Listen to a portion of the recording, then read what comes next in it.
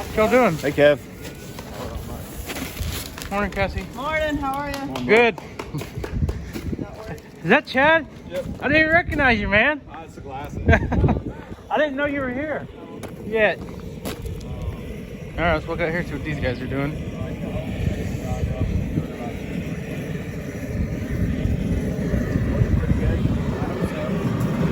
I take this thing down off the hook, so I center it, and then it drops.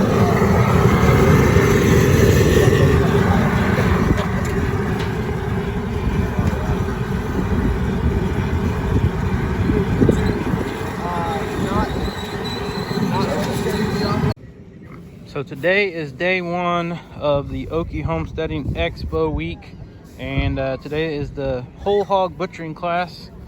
And I think we picked this white one here, this blue butt York Hemp Cross, and that's the one we're probably going to end up butchering today.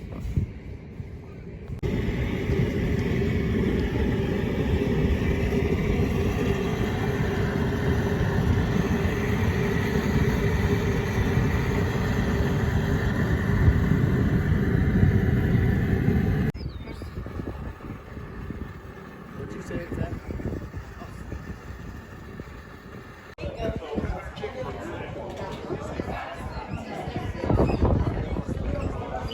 You're the one that's going to be in the class and doing all that. All the people who didn't pay are going to stand behind and watch you guys do while Andy and Doug teach you guys everything.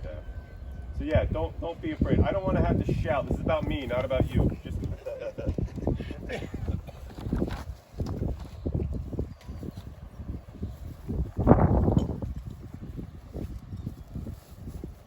Good morning, everybody. Good morning. We haven't met.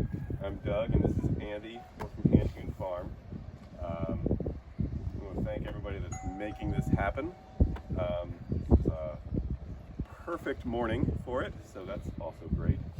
To give you a few moment overview of what is about to take place. For one thing, for anybody nervous, I am holding a shotgun that is empty. So don't be nervous about that just yet. I have one round that I'm going to chamber in the gun, and when I do, I'm going to let everybody know it, and I'm going to make sure that everyone is behind me, and then I'll let everybody know again when the safety is off, but that's going to happen when I'm actually in the pen with the pigs. So we do go over gun safety. We're pretty serious about that. A lot of what we do is very old and traditional methods, and a lot of it is stuff that we've kind of fumbled through and figured out a couple new tricks that are kind of neat. And then tomorrow we're going to break it down and butcher it and turn it into yummy food. For this morning, it's really important that you understand a few things, and we're going to talk about them for just a couple minutes. Firstly, I want to get this out of the way because it's also a little uncomfortable for people. We do have a bottle of bourbon here, and little miniature shot glasses. Everyone is invited to participate, and no one is expected to. Okay, it is something that we've done since we've started doing this. It's just a ritual that we have. Not going to use the word sacred, but it has grown very important to us in our practice. We read a poem called "For the Hog Killing" by Wendell, and then we take a shot of this bourbon. Now, there was a time where the hog didn't always drop the way that we wanted it to, and it can be a very traumatic experience. If you've ever been to a hog killing or done it more than once, chances are you've experienced that, and it's not good. And early on, in the early years, that happened to us, maybe more than once. And the bourbon was actually a steadying of the hand and the nerves situation at that time. It was, I hate to call it therapy, but it was that. Anymore, now it is just a commemoration and a toast. It also reminds us of where we've come from and how we once were very arrogant and ignorant and naive in this process. And now we read the same poem and we take the toast, only it's a little different. It feels very different, and it's more celebratory.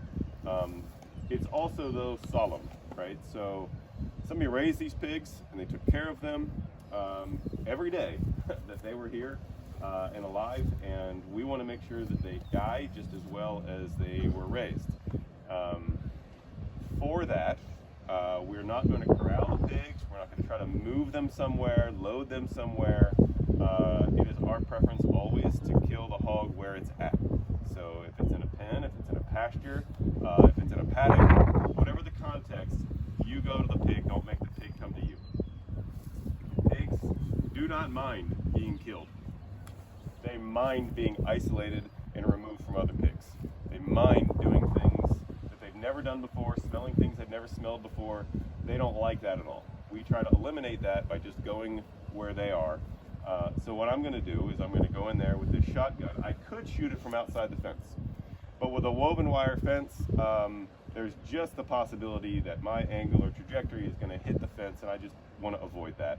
It's better for me to just get in there with the pigs. They'll come up to me, as is almost always the case. They'll come up to me because they have no reason to be afraid of me, and they don't recognize this as a weapon. If this were another context, and instead of a woven wire fence or a hog panel, and there was poly wire, for example, that would be different. I would be able to put the gun right over top of the highest poly wire strain. Pigs would come up right to the fence line, and I would pick one and drop one right there. We don't shoot hogs while they're eating, because hogs are never holding still when they're eating. In fact, if there's more than one hog, it's going to be fighting with the others for the food. You can very easily shoot a hog when it's drinking. If you have like a rubber toad or a bin and pour any liquid in it, water, milk, cider, whatever it is, old homebrew, it doesn't matter. If it's stinky, it's actually better. The pigs will come to it and they'll drink it, and when they drink, they hold their head perfectly still and slurp. And you've got like an 8 to 12 second window of perfect stillness to take your shot. When you shoot a pig, we would recommend a 410 shotgun. We use a 2.5 inch round. It's not a huge round, it's a pretty small slug, and the 2.5 inch provides enough gunpowder to do the job. A 3 inch is just more than we need. We're at nearly point blank range. I'm not shooting any distance, and I'm also aiming to just drop the animal. The 2.5 inch 410 does that perfectly. You can kill a hog with a 22, but depending on the pig, the breed, its age, and other variables, it's likely to have a thicker skull than another pig, and sometimes a 22 just doesn't do the job. The 410 always does the job without being overkill. So I'm going to try to aim for the pig's forehead about 2 inches above where the eyes meet, and I'm going to shoot perpendicular to the head, perpendicular to the skull. When I shoot the pig, the slug is going to go right through its brain, and it's going to drop to the ground. When it does that, it's important for the stick to take place, which is what Andy's going to do. He's going to stick the pig.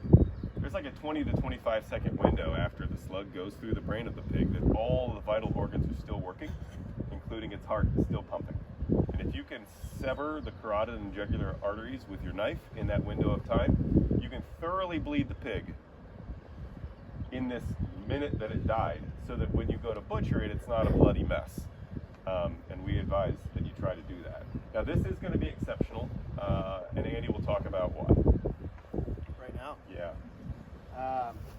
After Doug shoots the pig, like he said, the pig will drop to the ground usually. Every once in a while a pig, its front legs will like seize up and it'll sit back on its haunches, which is somewhat unsettling if you've never seen it happen before. But if that happens, I'll just pull it over to one side. And when I go to stick the pig,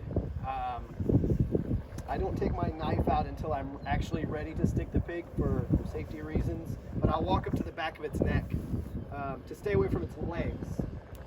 These pigs are fairly young and muscular, so the chances of the death throes happening somewhat violently and quickly are pretty high. It's probably going to kick quite a bit, which is the main reason I walk up to the back of it, not toward its legs, because I don't want to get kicked. So I'll look at the back of its neck, I'll look behind its ear, and then I'll look down toward its jaw, and right above its trachea. I know it's weird to point at my own neck, but I'm talking about the pig, not myself.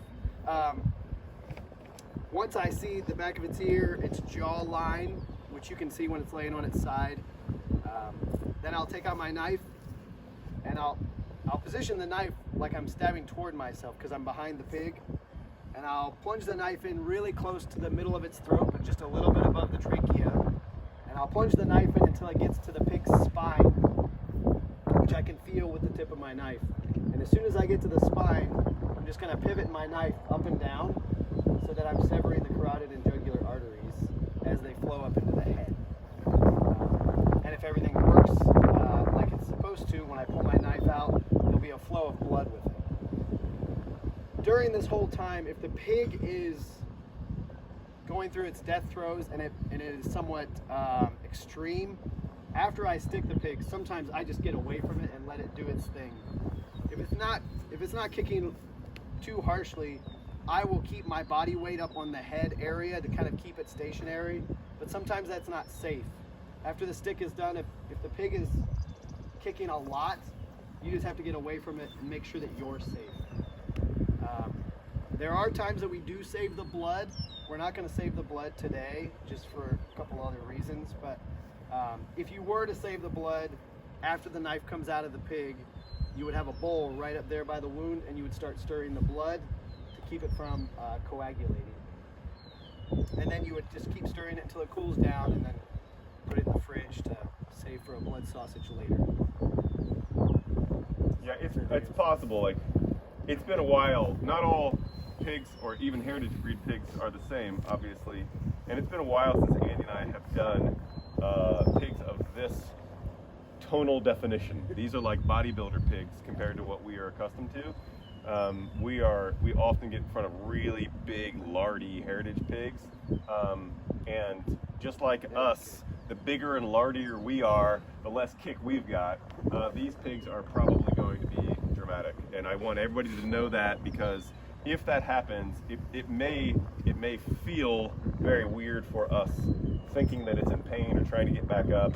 And Wendell read this poem for us. It was one of the best experiences of our lives. But it's also really important for us to share this with you guys. So this is for The Hog Killing by Wendell Berry. Let them stand still for the bullet and stare the shooter in the eye. Let them die while the sound of the shot is in the air. Let them die as they fall. Let the jugular blood spring hot to the knife. Let its freshet be full. Let this day begin again the change of hogs into people, not the other way around. For today we celebrate again our lives wedding with the world. For by our hunger, by this provisioning, we renew the bond. By their very nature, no matter what their context, are going to have yuck things on them. And then we're going to dunk that pig in the water. No reason to get into it.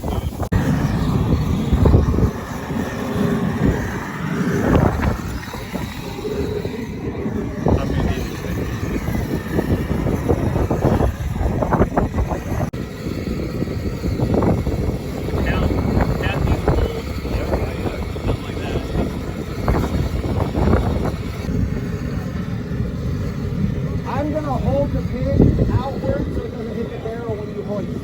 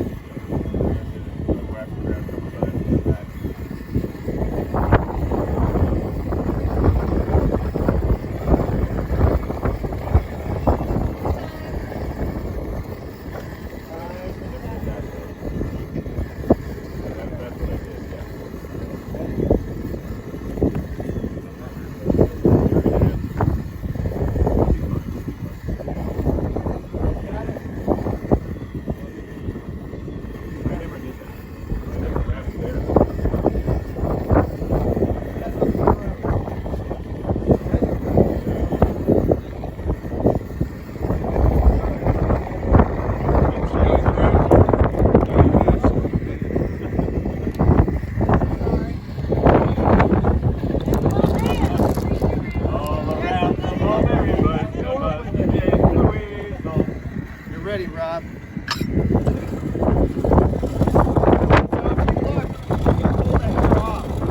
Wow. It should come right off like this. Grab a scraper.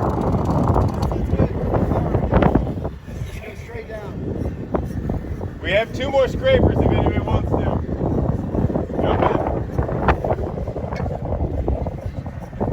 Coming off fairly That's easy. how it's Somebody done. else might do it. So much easier.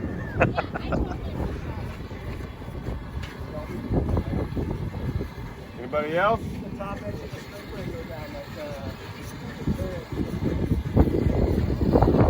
Or for that tenderloin or those pork chops. The same is true for the head, the trotters, the skin. Learn how to make all of them into yummy food and you won't regret it. Okay, your feed bill went to it anyway, all your time and energy went to those things anyway. Learn how to make that stuff yummy. So we're gonna cut the head in half and we're gonna dice up some organ stuff. The first order of business is the head. We cut the head in half for a few reasons. Usually this is too awkward to fit into a stock pot. Also, once it's in half, we take the jowls off. The jowls are then committed to another thing. It could be grind. The jowls are really nice grind because it's a nice fat and meat ratio. But you can also treat it like bacon. Have you guys ever heard of jowl bacon? Okay. Because it's layered the same way that a belly is, it lends itself really well to curing and smoking like belly does. Or an Italian dish, which you may have heard of, called guanciale. Guanciale, also from the jowls. So we saw the head in half, and that makes it easier to take the jowls off and the ears off, and then we can clean inside the ear canal. If this head were to go to a stock pot, for example, the stuff down in the ears is kind of icky. The stuff in the teeth is kind of gross. It's a lot easier cleaning that stuff out when we saw it in half. Also, there may still be lead in there. There's quite a bit of lead on the Traeger there that we already flushed out. As it turns out, did you hear that? Sorry. As it turns out, my shot, I don't want to use the word perfect, but it went perfectly through the cranium and the atlas where the spine meets the head. In other words, you can literally see daylight through the shot, so it was easy for us to flush out the lead and it's over there on the Traeger. But anyway, there still may be fragments in there. If you can use a solid, we would recommend it. This morning I used a hollow plate. That's fine. It was obviously effective, but the hollow breaks apart more. And the solid is less likely to break apart, less likely to have some lead in your stock pot. And I brought these few paper towels over here because this is an unavoidably icky business. Even as soon as I pick this up, it's just going to be icky on the table. Not a big deal. You don't need to be a neat freak about this, but for a lot of people, this may be the first time that you do this, or the first time that you do it at your place. It's good to let the people around you know, especially if you're recruiting them to participate for the first time, that you care about things like cleanliness, right?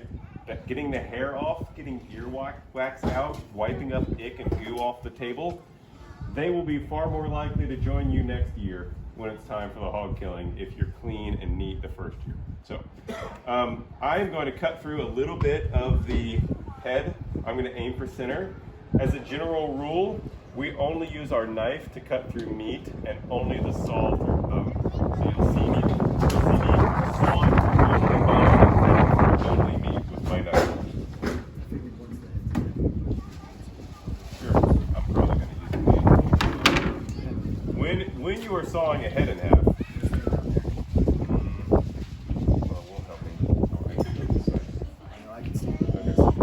it's really floppy. Everything's flimsy. So it's nice to have a person dedicated to help holding everything steady. Oh, you know.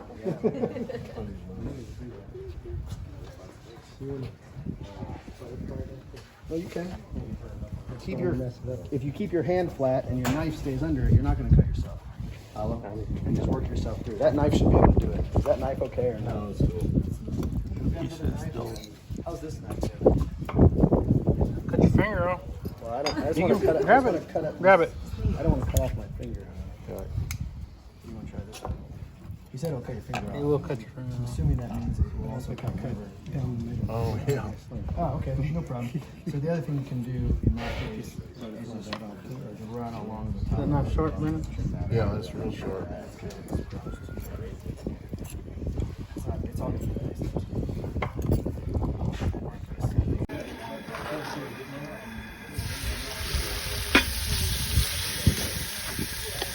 Hey, Garrett, your wife gave me some butter. I think we need a little bit more.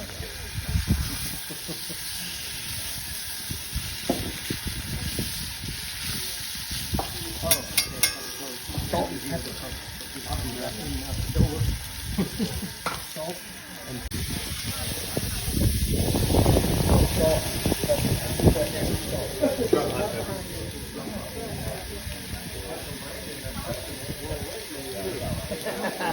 You got it right.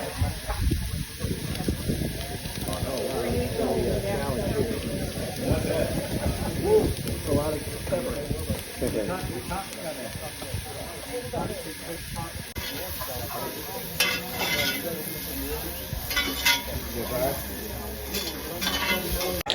I like liver though. I think some of it. You have to do it, but that's supposed to happen. Watch yourself.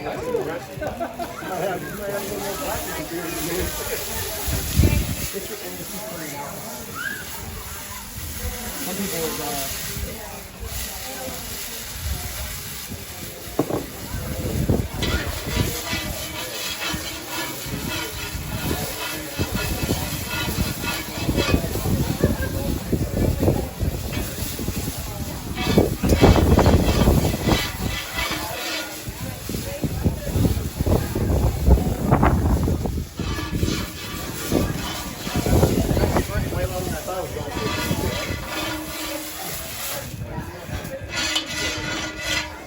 That was just me blowing on all the food.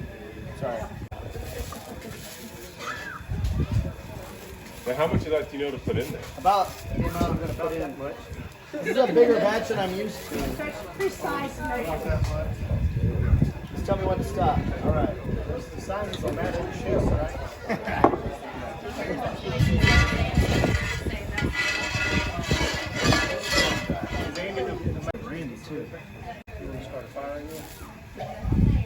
That's pretty showy. Burn mustard, I can dig that.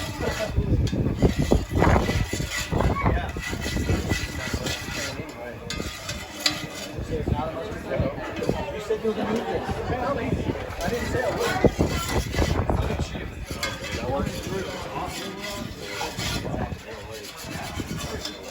Move to another state. I know, right? We can do more than that. We're going to need to do some of that. Awesome. Who would have thought? It's going to be gross. We should have tried this for service, everybody.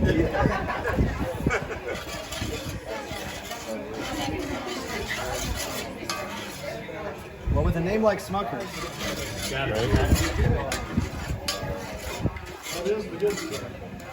Well, don't get too crazy with it. Make it too sweet. More.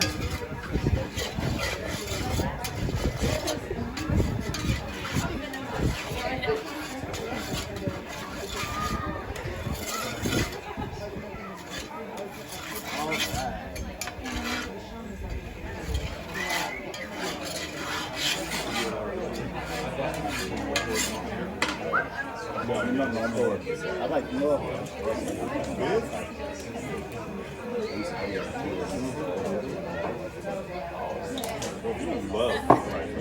Well. Usually I'm like real sometimes.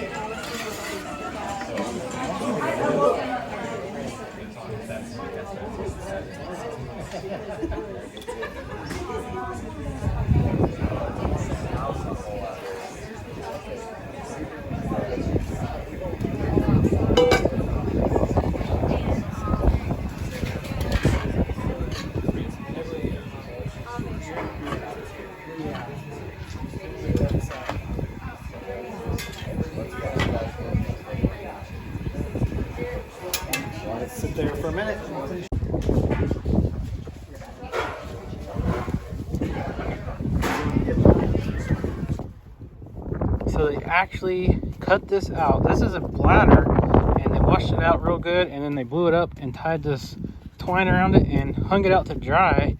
And pretty cool. This is what they used to make footballs out of. Well, the inside of the football was made out of a pig bladder, just like this.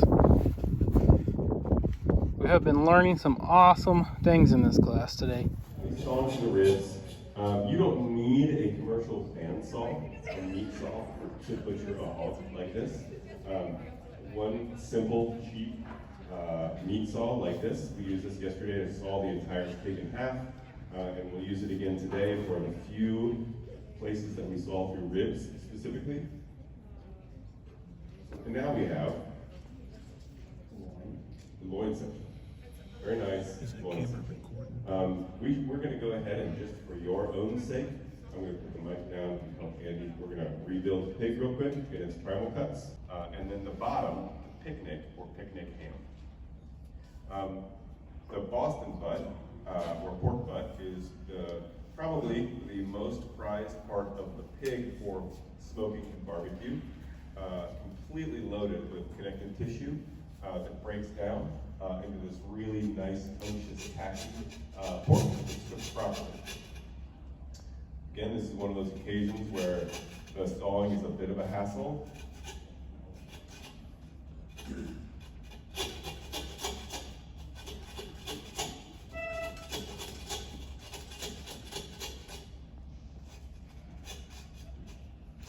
It's really hard to make that look sexy, but he did a fine job. So he's going to cut down through the ribs with the saw and then some of the meat with his breaking knife, but then he's going to find the shoulder blade in there. Down on this side is the end of the humerus, where the hock and the trotter were. Very humorous. And then it goes up into the scapula, or the shoulder blade, which is what he needs to saw through next. Doesn't take much to saw through the shoulder blade, and then the rest will be finished with the knife. As a rule, we only cut bone with a saw, and we only cut meat with a knife. You won't see us sawing through meat. No reason for that. Just leaves a bunch of shredded meat. Country, we like it. We've been there where they give you the tours where you go all around. Yeah. You got to meet a lot of them. Yeah. Yeah. Good for you. We could do all this. In fact, we cured whole pigs the day we killed them. Okay. I mean, it's a lot of work. It's kind of silly. Him, see that? Oh, sorry. So when this is done, there's. Good question. So the question is, what are the other options, like besides curing a leg, like a prosciutto, what else we can do with a ham? Good. It's a lot cheaper. Really, in truth, if it's not going to go to sausage, and you want to treat it like a ham, I'm not going to discourage you from doing that. But one thing you would want to Lard rendering. I'm actually going to put something underneath this thing to make it so it's easy. Tilt it up. So those cracklings ready to eat? Yeah, we're going to eat some here in just a second. Well, I'm just wondering what I'm waiting on, if I'm going to grab some. You're waiting on them to cool down so you don't burn your tongue. Oh, that's right. We're going to eat those cracklings here in a second. Yeah. You got salt here, don't you? Yeah, I got 6 pounds over there.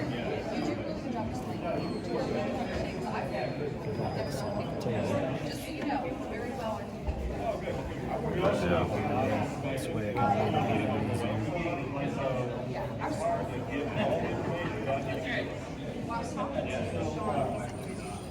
If you ever want to make something real good, you take some of this fat and you make something called pork butter. Pork butter. You get a little hand mixer, do some salt, black pepper, some fresh cut garlic, some rosemary, a little red wine vinegar, and whip it up to introduce air and make this real fluffy. Spread that on some toast or bread. It's awesome.